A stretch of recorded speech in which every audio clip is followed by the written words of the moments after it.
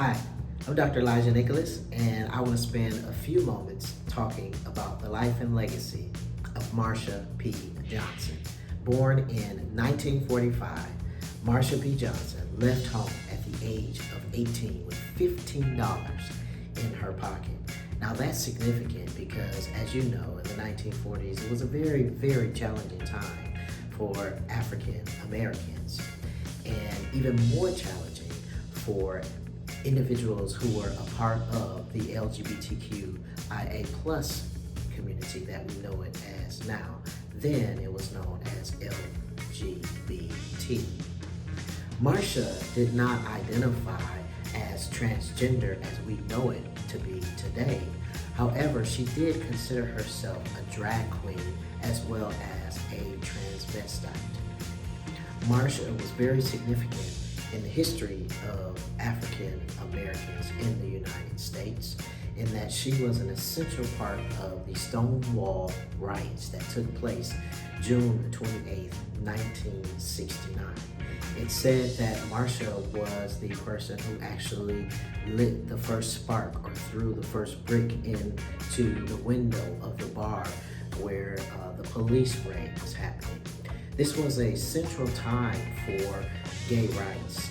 Marsha led the gay liberation movement, which became very essential after the Stonewall riots in 1969, because this is when LGBT individuals began to demand rights from society, from our government, from our neighborhoods, from our communities, and in policy and legislation. Now this is significant to me as a trans advocate because I am not only a trans advocate, but I am a Black trans advocate. And when I think about the history of African Americans and what I learned and studied, I don't recall seeing me in any of the history books. So I think that it is imperative not only to tell the stories and the history of our ancestors, of our African American heritage, but it is equally important to talk about the life and legacy of individuals like Marsha P Johnson.